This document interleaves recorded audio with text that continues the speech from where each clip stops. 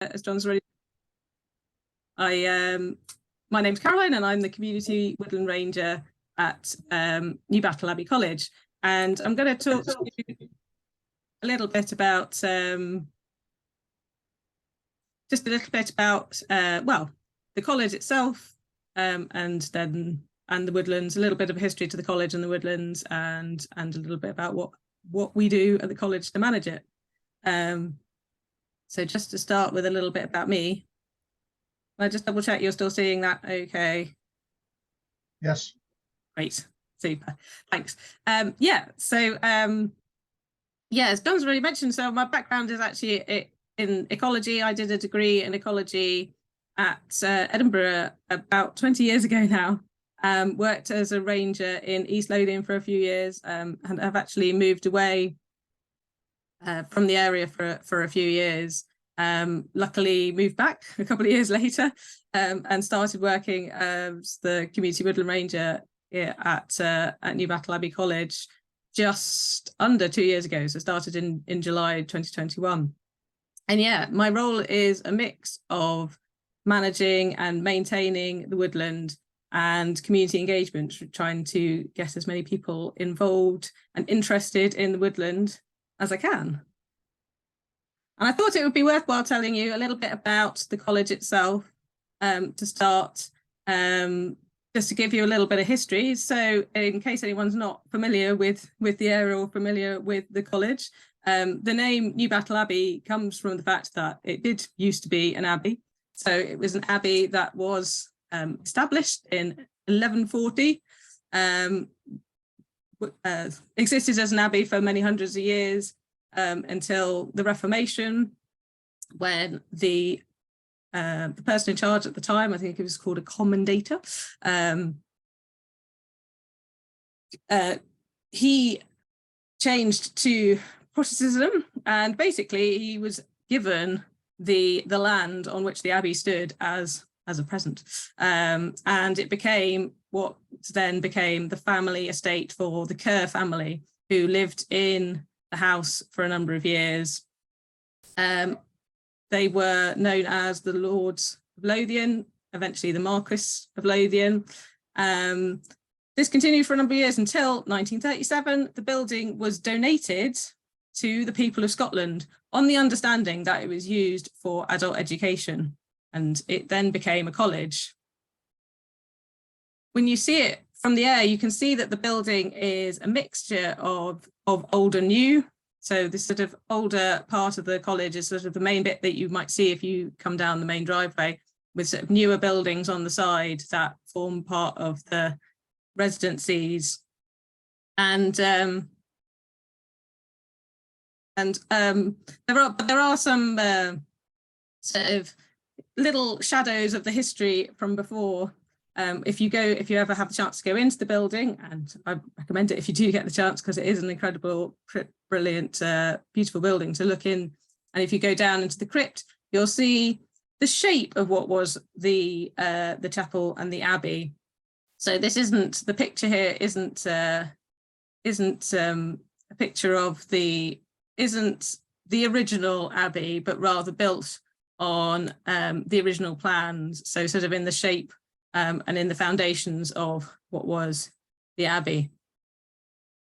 A little bit of extra history in between 1937. There was obviously the Second World War, and the college was shortly used for a training camp. I believe this was for the Auxiliary Territorial Service and the Royal Army Medical Corps.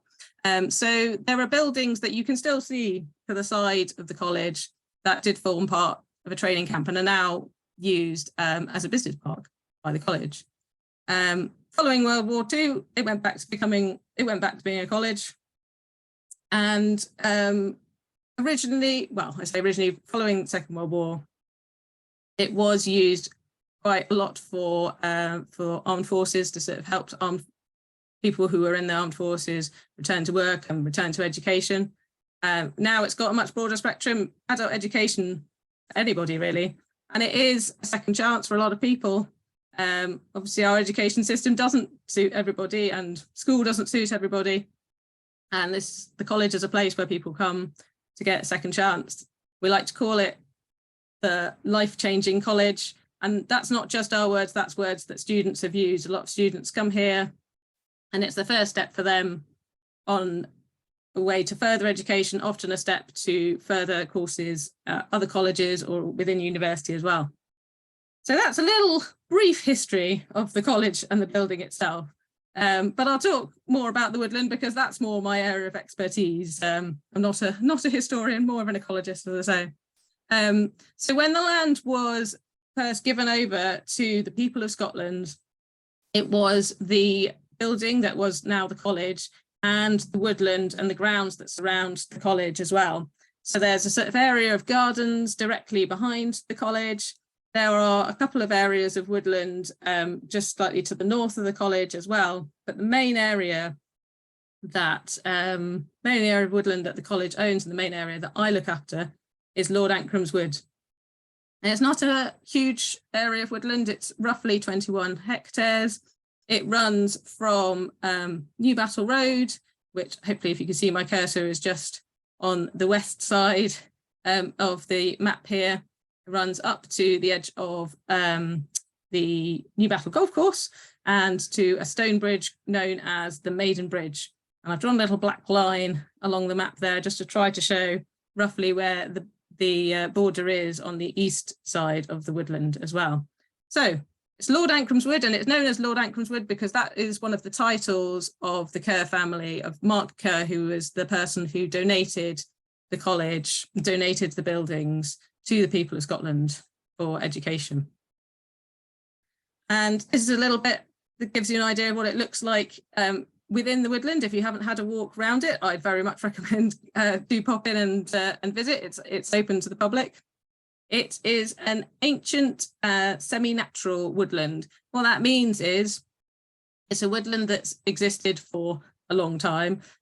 In Scotland, there are slightly different definitions for ancient woodland compared to England and Wales. In Scotland, for some reason, they defined as woodlands that have existed since 1750, and in England and Wales, it's 1650. I don't know why there's a difference, but there is. So we know that, though, that the woodlands have existed here since at least 1680, I believe, is the first written record of the woods existing, but it's almost certain that they existed longer than that. And even back to the time of there being an abbey, it's quite possible, it's almost certain that there would have been a woodland here that the monks would have used for timber, for taking fruit, for grazing animals underneath the woodland. And the woodland is bordered by the River South Esk, which of course you'll be familiar with, being the Esk Valley Trust. So we have a little section of the South Esk that runs through our grounds, and we're only a mile or so away from Dalkeith Country Park, where the South Esk meets up with the North Esk to become the Esk itself. So it's an ancient woodland, but also a riverine habitat. And there's quite a few different structures to be found in the woodlands, which again kind of reflect the history of the grounds and the history of the woodlands itself. So if you do come to the woodlands, you'd park in the visitor car park, walk across an area of grass and across a wooden footbridge. And when you walk across that wooden footbridge, one of the first structures you see is this. And this is an ice house. So it's built into the side of the hill. This is a north-facing slope. So built in the days before people had fridges and freezers, as a way of storing food and keeping things cool. So if you were to climb into it, which obviously isn't recommended, there is a large hole basically at the back of this structure, and there were hooks around the wall. And this was used to store food and to keep food fresh. So a little snippet of history there. Also, as you walk along the riverbank, you start to see more structures as well. So this might look a little bit like it's just a wall, but it's actually the remains of a bridge. So this is beside the river. I don't know if you can see that the river is just to the left side of that picture. And this is what used to be a bridge that went across the river. So there were a couple of carriageways that ran through the woodland as part of the estate, and a couple of old bridges that would have been used as a way of taking carriages over the river. And as you go down to the bottom, we have this bridge that's known as the Maiden Bridge. So there's a few different theories about why this is called the Maiden Bridge, but the most popular one is that it's the site of a bridge that was crossed by Margaret Tudor in 1503. So Margaret Tudor was on her way to Scotland. She married James IV of Scotland, became Queen Margaret. And yes, and on the way to Scotland, on her way to Edinburgh rather, she stayed in Newbattle Abbey College. And there are some pictures in the college that are commemorating this visit. So this isn't the original bridge. This is a copy, and I don't actually know how old this bridge is. This is obviously there've been more than one version built after the first one, but this is one of the theories behind why this bridge got its name. There are other theories as well. Most of them, I have to admit, involve young ladies trying to cross the river and unfortunately not making it. And I'm not sure how true those stories are either, but the one about Margaret seems to be the most popular.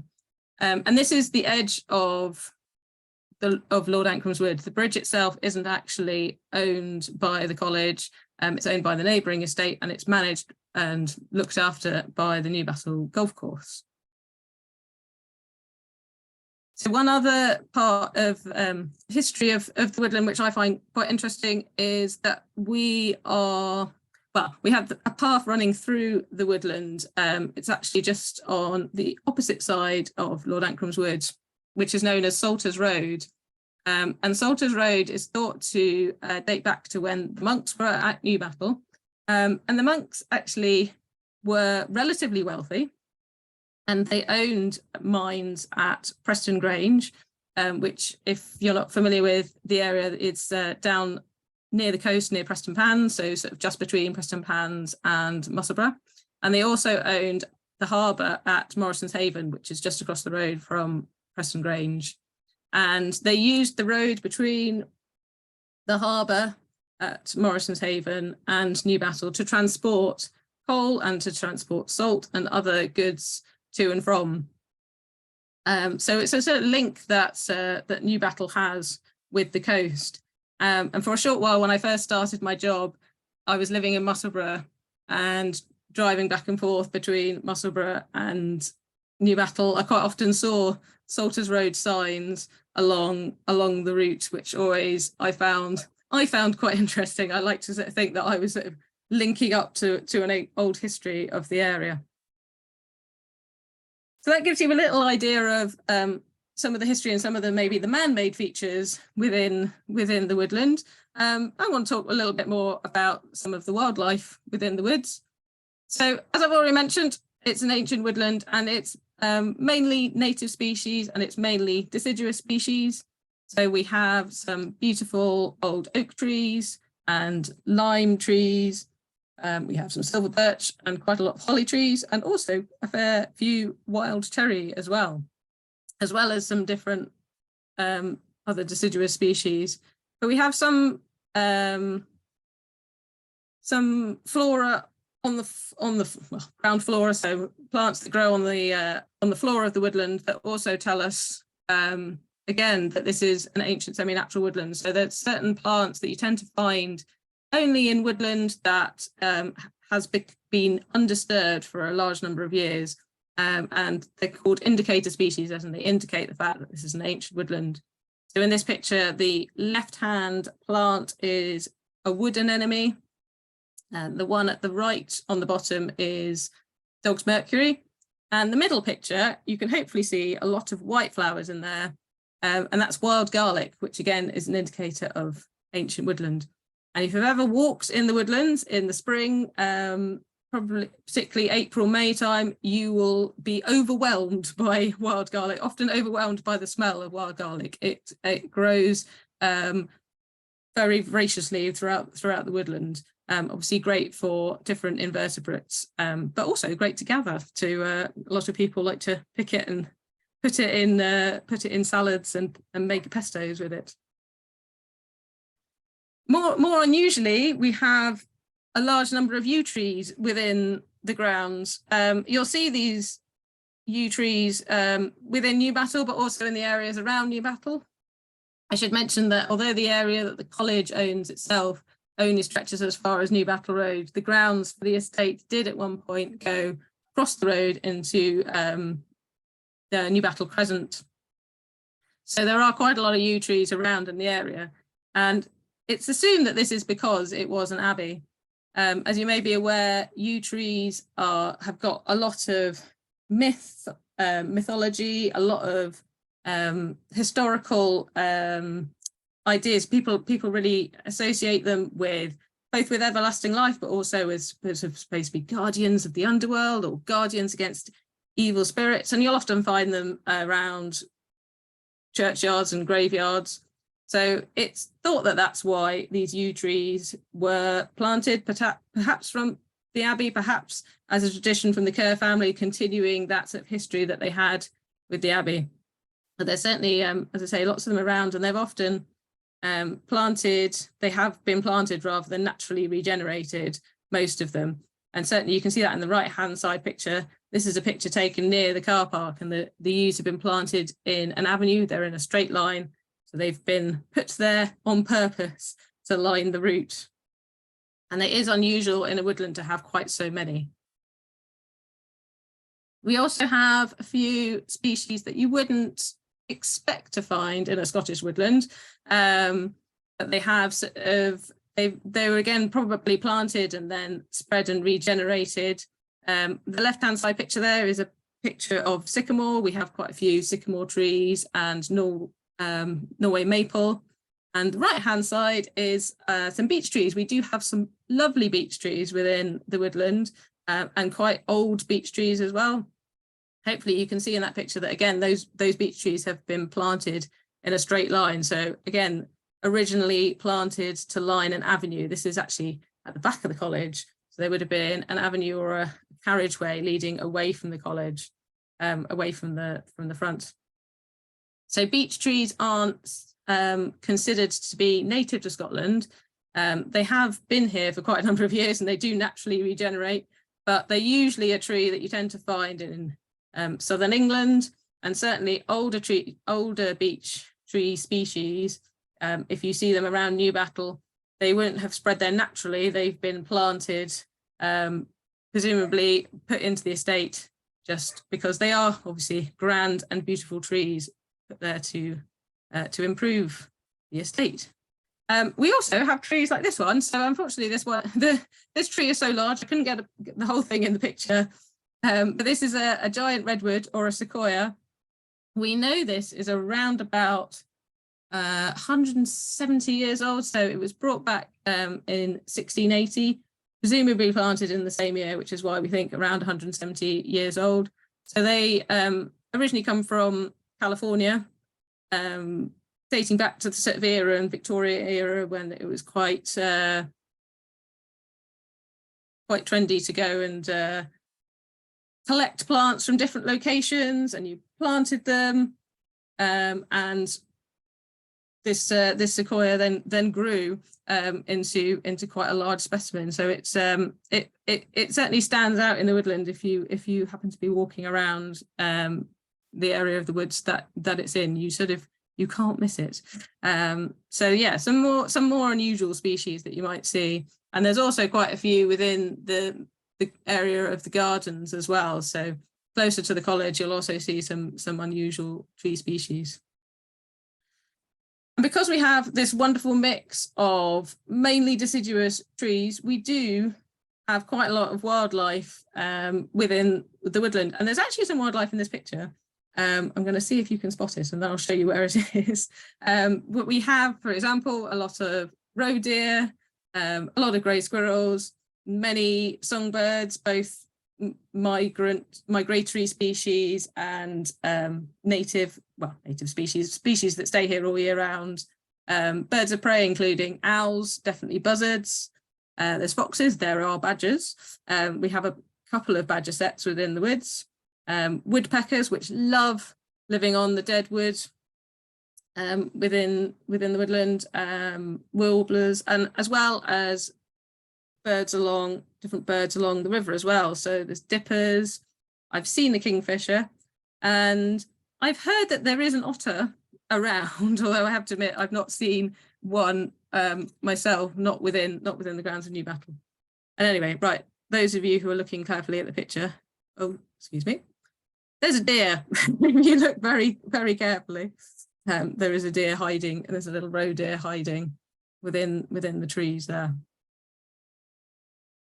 So as I say, we've got this incredible woodland to look after, and what the college is trying to do is obviously maintain it, and we've set out a number of aims for what we're trying to achieve with the woodland. What we want to do as much as possible is have a natural woodland, and obviously natural is in inverted commas because it's not completely natural to start with. It's always had some man-made influence on it, but as much as possible we want to let natural regeneration and natural processes take place, but we want to sort of help these processes and maybe influence the process of regeneration to go in a certain direction. So certainly supporting native species, removing or thinning out what would be seen as non-native or invasive species that might take over, and planting more native species. Maintain the access is obviously really important. We want the woodland to be open to the public. We want everyone to, or as many people as possible, to enjoy it and to value it. The more people value it, the more likely they are to look after it. And that links in with engaging with the local community as well. That's obviously a key part of my role as well. And as I said, the more people see the value in an area, the more they want to look after it. And hopefully, yeah, protect it for years to come.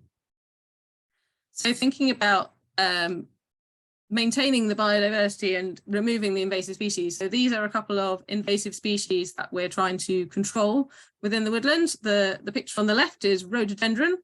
As you may be aware, rhododendron is an invasive species and can cause quite an issue in woodland. We've actually managed to control it fairly well within Newbattle. Well, I say we. I forgot to mention in my talking about the history that the Forestry Commission, or what was the Forestry Commission, managed the woodland on behalf of the college for 10 years. That was between 2006 and 2016. And the Forestry Commission took on quite a lot of work and helped to remove a lot of invasive species, including rhododendron. So the problem with rhododendron is that it tends to take over an area, and you tend to get lots and lots of rhododendron and not a lot of anything else. And if you want to maintain biodiversity, if you want to have a mixture of species, you want to have a mixture of species. You don't want lots and lots of one species, you want a mixture of different species, because the more different plants you have, for example, that's then going to support lots of different insects, lots of different birds, lots of different wildlife, etc. So we're trying to remove the invasive species, so remove the rhododendron and control the rhododendron. The picture on the right with the large heart-shaped leaf, this is a plant called white butterbur, which is starting to grow along the riverbank and is starting to spread onto the woodland side of the riverbank as well. So this again is a plant that tends to take over and dominate the area. So it means no space for native wildflowers to grow.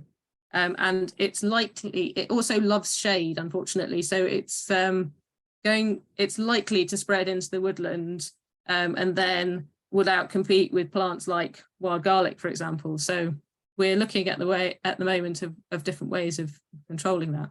So that's one step. And I mentioned already that we're also looking at planting some more native species. So where we're removing or at least thinning out trees such as Norway maple and sycamore, we're then looking at planting the species that we might expect to see in the woodland, so oaks, limes, cherries, and any other sort of mixture of species. And I couldn't do it by myself, I have to admit. Even though it's a small woodland, it would be a lot to cover by myself. So I have a lovely team of helpers who come out. I have a group of volunteers who I meet with once a month, and we go and do different kind of practical work within the woodlands. So see the picture on the left there, we're just clearing the path, cutting back vegetation along the path to make sure the paths keep clear. And the picture on the right is removing another invasive species, another one that causes occasional problems, which is called wild privet, which again tends to grow in very dense clusters and not let other plants and other trees grow through. And with any sort of management like this, it's always about trying to find a balance between the conservation and the recreation needs. So, for example, we obviously want to try and keep the paths open, and we want people to come and access and enjoy these woodlands. The downside to that is that we do have to cut some vegetation back to make room for people to come through. And there's obviously a certain amount of disturbance that you would expect along a path from people using it, from people walking dogs, for example. But if we allow a little bit of disturbance in one area of the woodland, the hope is that other areas of the woodland remain quiet and are little havens for wildlife to use. And the same with the invasive species. So the privet, for example, is quite invasive, but we don't want to remove it completely because it does have a wildlife value. So we just try and find that balance of removing certain areas and planting up with more native species, whilst allowing some areas to still have privet because it's used by the birds and by insects, for example. So that's our volunteers working there. I also work closely with the rural skills students at the college. So the college has a rural skills course that they run.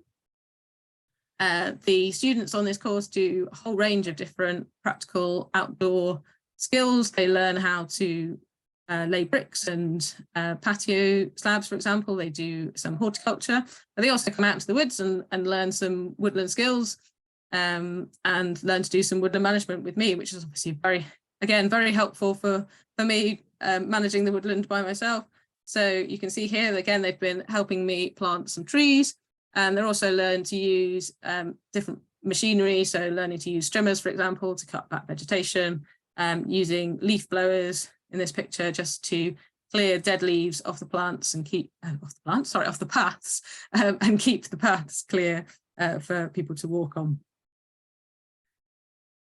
And the final part of my job, which I also enjoy very much, is working with school groups, doing outdoor and environmental education and teaching people about enjoying the outdoors and learning to use skills and learning to use different tools in the outdoors. Excuse me. So the college offers forest and outdoor learning courses, which was a course created by the college a few years ago, so before I started, and it's based on forest schools. I don't know if you've ever come across the concept of forest schools. So a forest school is basically taking a group of people to the same site in an outdoor setting every week. You do it for a number of weeks. The idea is that the group get to know the site, they get to value and look after the site, they get to see the site changing through the seasons, they learn to be out in all weathers, and they learn to look after and they learn new skills as they go along. And what the college did was they took that concept and adapted it slightly, basically to add a qualification on the end of it. So a normal sort of forest school setting doesn't usually result in any sort of qualification, whereas the college now offers Forest and Outdoor Learning Awards, which we call FOLA for short, which are available from any level, from sort of level 2, so that's equivalent to a national level 2, all the way up to level 8, which is a leadership award. And it's an incredible program, actually. So we rely very much on funding.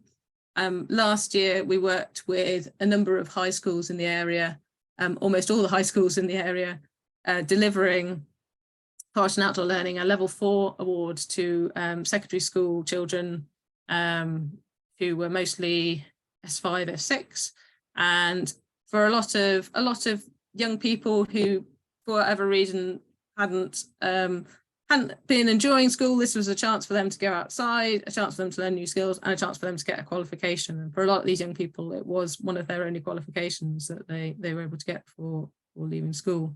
So it's something that we enjoy. Myself and my colleague, this is my colleague Judy in the picture here, helping this person cut a piece of wood there. We see the value in it in terms of the self-confidence, in terms of people's mental health and physical health. It makes a really big impact. And as well as that, I also work with other schools on more what I call sort of one-off visits, I suppose. Often schools come just to come and have a look at the woods and learn a little bit about it. Often we have groups that are led by teachers who are running their own awards, for example, John Muir Awards, and they would like to do a conservation task as part of that. And I'm very happy again to take on some extra helpers. And in these pictures, you can see I'm chatting to, this is a group of students on the left-hand side. This is a group of students from Newbattle High School who came and helped me plant some trees. On the right-hand side is a group from Lawfield Primary who came and helped me clear some invasive privet. So again, just a chance for these people to come and experience the woodland and learn a little about it. And as I've already said, learning to value and to look after the woodland. So that's a little bit about what I do. And I wanted to finish just by talking a little bit about some of the challenges that I face, not only now, but obviously challenges that might come up in the future. So one of the main ones that sort of touched on already is keeping the woodlands open and making sure that we have access for everyone as far as possible. And health and safety is clearly a key part of that. We have a responsibility as the landowner to ensure that the woodland is safe for people to visit, and we would like people, to feel safe when they visit, when they come to see the woodland. Trees do occasionally fall over, unfortunately. This picture on the left is actually just following a storm, so sometimes it's inevitable that a storm will cause a tree to fall over. And we just try to monitor the trees. So I will go around and survey the trees and try and get an idea of how safe they are. You can never be completely safe, but obviously we want to try and keep it as safe as possible. And again, and I'm talking about balance, finding that balance between when a tree needs to be cut down and when it doesn't. So when a tree might need work, particularly obviously along the main paths, that's our main areas that we try to keep safe. If a tree is dying in the middle of the woodland and it's away from the main path, then we'll try as far as possible to leave it, because there's a really high conservation value for that tree, providing food and a home for invertebrates, and often food for woodpeckers, for example, and homes for woodpeckers or for squirrels or any sort of wildlife again. So so finding that balance between allowing people to access the woodland, but trying to leave some dead wood when we can. The picture on the right is actually a picture of an ash tree. It's not looking very healthy, as you can probably tell. We do have a problem with ash dieback in the woodland. So ash dieback is a relatively new disease, spread into Scotland in the last sort of 5 years or so. And I think probably affected the woodlands at Newbattle worse in the last 2 to 3 years. And ash trees seem to be affected to different extents. Some trees seem to have a level of adaptability, and they seem to be able to survive it for a few years. Others, unfortunately, don't. So again, that's an issue that we have to keep an eye on. And again, making those decisions about whether or not to remove the tree. So the ash tree in that picture there is quite close to the footpath, but sections of it are leaning across the river and sections of it are leaning across the footpath. So it was a case of, okay, which bits do we need to remove and which bits can we leave for the wildlife? There are occasionally issues with antisocial behaviour. It's inevitable that people visiting the woods, unfortunately, sometimes they do leave a mess. And really, for me, obviously, I try and tidy up and remove evidence of antisocial behaviour, so say littering or fire when it occurs. But again, it's a question of, as far as possible, educating people about acting responsibly in the woodland, learning to look after the woodlands, and yeah, sort of learning to leave no trace, and trying to, as I say, remove any litter or any other sort of signs of damage that we can. Research has shown that people tend to see litter and think it's okay to drop litter, or see the site of a fire and think it's okay to have a fire. So we try and sort of remove any signs that we can, and sort of discourage any antisocial behaviour. And this tree, just to finish with, is quite an interesting example again about finding the balance. And I talk about finding a balance a lot. But this is an example of how well, I don't know the answer yet about how we're going to manage this tree. But this is a tree that, if you are familiar with the woods, you may well have walked past, and we call it the money tree. It's an old beech tree near to the edge of the gardens. The reason it's called the money tree is because people like to put coins in it. I'm not quite sure where the tradition started, but there's a lot of coins that have been knocked into it. I'm not sure if it's a sort of wishing tree, if it's supposed to be good luck. And there's also quite a lot of graffiti on the trunk as well. So it's really interesting historically to see the graffiti and see the dates from graffiti from different years. Unfortunately, as you can imagine, the graffiti and the coins haven't done the tree much good, and it is suffering. And this is what we found last year. So if you look towards the base of the tree, you might be able to see some fungi growing along the base, just coming up through the sides of the roots and the buttresses of the tree. And this is a fungus called honey fungus, which is a fungus that attacks, it will attack the tree. So some fungi just live on dead wood. This actually will live on living wood, if that makes sense. So it will grow within the tree and it will block up the tubes within the tree so it can't draw water up. And it will, unfortunately, eventually kill it. It's starting, so far the tree is still in good health, but it's something that we have to keep an eye on over the next few years. And obviously that's going to be a very difficult decision on how best to manage this particular tree. It's well known for the people who walk past it. Quite a lot of people might well have graffitied it, might well have got different stories about it.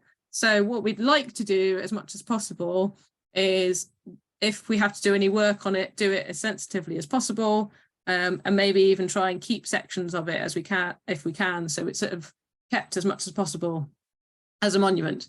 But that, yeah, as I say, that's just one example of sort of some of the decisions that we have to think about when we're managing the woodland. And thinking more broadly, there's quite a lot of possible challenges in the future that we have to meet, and we don't quite know how we're going to meet them or what they're going to be. Climate change is obviously a large issue. Our climate is becoming more unstable. So storms such as Storm Arwen, which we had just over a year ago, well, year and a half ago, storms are going to become more likely. Extreme weather events, extreme heat and extreme drought, as well as extreme floods, are all going to become more likely. And certainly it was quite dry last summer, and it's starting at the moment to become quite dry again. And this can be quite stressful for plants and obviously different wildlife within the woodland as well. And we need to think about how we're going to manage the woods in the best way to be as resilient as possible. The answer seems to be to have as many different species as possible, again, to have a variety of species, and not only that, but to have variety within species as well, so that trees can adapt to the conditions, and wildlife can adapt to conditions as well, and just basically give wildlife the best chance that you can. And talking about ash dieback, it does seem to be that certain trees and certain ash trees are more resilient to the disease than others. So we're trying to not cut down too many trees as well, or as few as we can, unless we have to, because the current thinking is if the ash tree shows some resilience to the disease and it's able to produce seedlings, those seedlings will then again have some resistance. So hopefully the tree as a species will actually be able to survive. And it's worth talking about things that might happen to us as well. So obviously COVID was quite a big change for a lot of us, and what we saw Newbattle, what Newbattle's seen. I mean, I only started 2 years ago, so I didn't really see what it was like before lockdown, for example, but certainly a lot of outdoor areas have seen an increase in visitors. I think lockdown for all of us made us more appreciative of the outdoors and made us all want to go outside once we'd been stuck for a while. And that is a great thing. I love that people have valued the outdoors more and more people want to go outside and visit it. The downside is that with more visitors, there has been more damage. So there has been more erosion to the footpaths, for example, and occasionally there has been more antisocial behaviour. So again, it's just that finding that balance of allowing people and encouraging people to visit the site, but making sure they do it responsibly and making sure they understand how to look after an area. And just to finish off with this is a picture of a project that I've been helping with recently. So this is one that's actually been run by my colleague Judy, who is our Forest College coordinator. She's been working with a group of women's aid, people from women's aid, so women that have been through trauma and are wanting to create something together. So they're working together on this project that they achieve. It's called an Adult Achievement Award, so a qualification at the end. And they've created, or they are creating, a wildlife area. This is an area of rough grassland near the business park. So again, not within Lord Ancram's Wood, but still within the grounds of the college. And within this area of rough grassland, the group is hoping to create a therapeutic woodland, is the best way to describe it. They've already planted a circle of trees. So there's a circle of young trees. And this group, so there'll be 4 groups altogether. Each group is getting a quarter of the circle. And the group that I've been working with, myself and Judy, decided that they wanted to create a pond, which is obviously a fantastic thing for wildlife. And in that area, where it's relatively dry, it's a little bit further away from the river. So it's something that has already attracted some wildlife, has already got some invertebrates. We've got some pond skaters and some pond beetles inside the pond, and we're hoping that next year maybe we'll get frogs and toads, for example. And it's just a really lovely project because the women who are involved in it are creating something that they hope will benefit themselves, but also benefit their children and future generations, and building something that's going to hopefully benefit the whole community. And it's a really good example of a project being led, self-led, as in led by the group and led by a group from the local community. And whenever a local community group can start a project like this, you can see them taking ownership of it and really valuing the project. And it's more likely that a project like that will succeed and will hopefully be there for years to come, compared to, say, me as an outsider going in and just planting trees. This is a much more long-term and sustainable project where, the local community are getting involved and making decisions about what they want and then creating it themselves. So just to finish off, really, just to say that, well, thank you for inviting me.